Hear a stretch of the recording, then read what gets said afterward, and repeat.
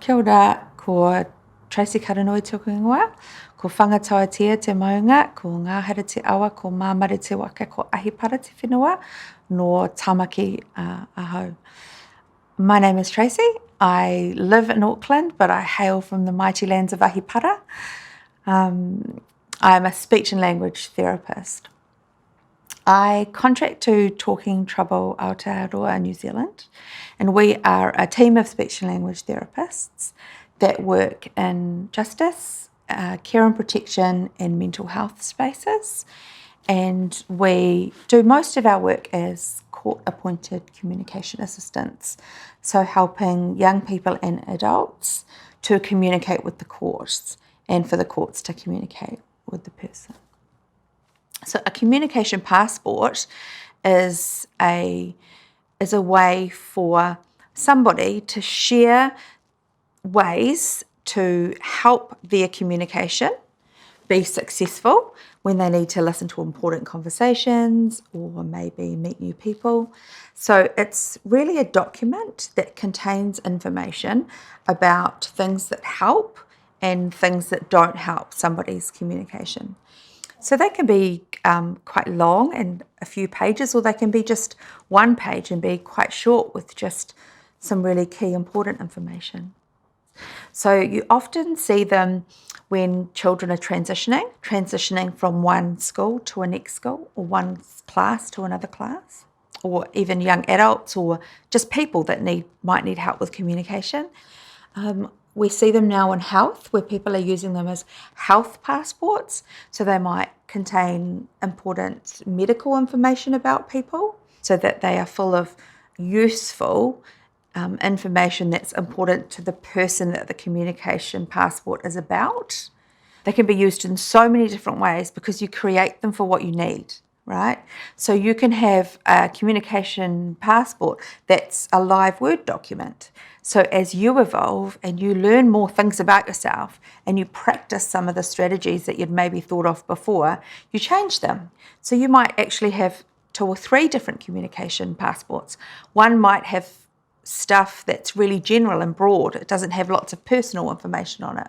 And then you might have one that you're going to share with people that might get to know you a little bit more.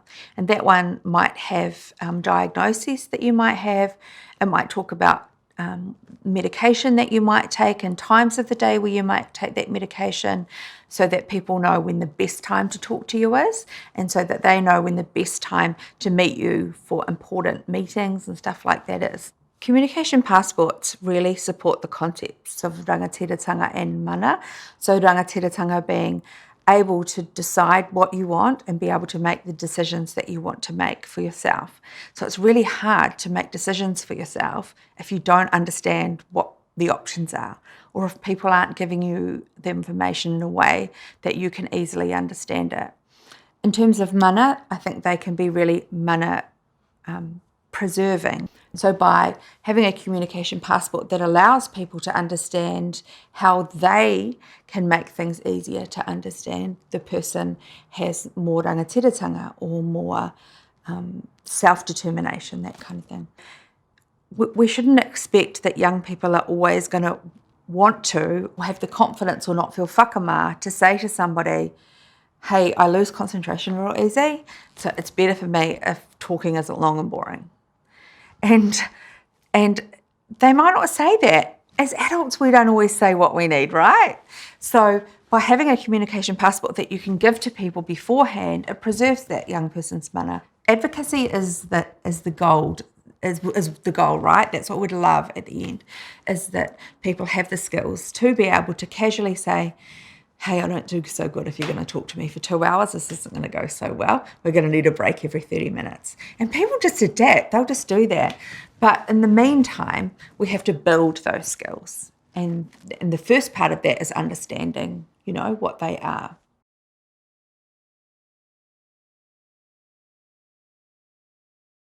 Anybody could do a communication passport for anybody. I think there are some nice templates on like the Talking Trouble website, and you could have a Google of communication passport.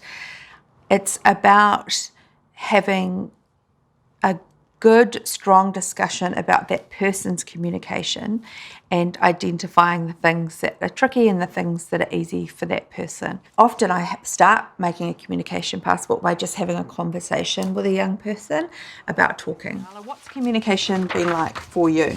I don't know, I feel like I have enough communication skills to get by well in my daily life. I do struggle with ADHD, so I do have a low attention span and find it hard to pick up sometimes on what people are saying if it's a long conversation or something that I don't find engaging. I do think I have enough communication skills for my daily life. I might then look at breaking communication down into different parts of communication. So talking, listening, paying attention, understanding big words, remembering things that people say, being able to listen when it's long and boring, giving just the right amount of information, being able to kind of break communication down so that you can look at all the different aspects.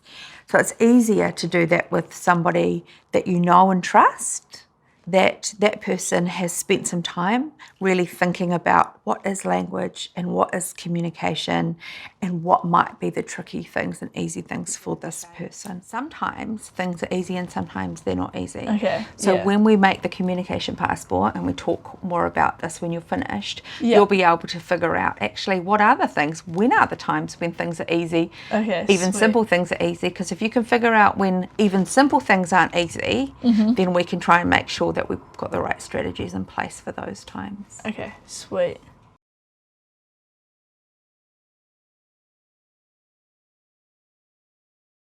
So when I make communication passports with Talking Trouble, I usually use a talking mat. So we're going to do something called a talking mat. I've brought a couple of different things along, okay? And I want us to work out together what feels right for you, because I think that's the way that we can make sure that the communication passport fits you, right? Yeah.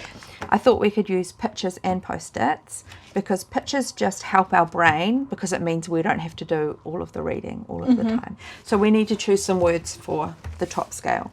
Okay. So often I choose words like going well, not going well. Yeah. Another one might be strong, not strong. Okay. Yeah. So we just need to figure out what top scale, what words feel right for you. I'm happy with those ones. You're happy with strong, not strong? Yeah, I'm happy with that. Yeah. Does that feel comfortable? Yeah. Okay, so we'll have strong over here, not strong down here, and this one I'm just going to call in the middle. And then we use topics or activity cards to explore those aspects of communication. So what we're going to do is we're going to talk to you about your communication. That's what we're talking about. I'm going to give you the card and you put it anywhere on this mat that you think it goes. It can go under strong. Yeah.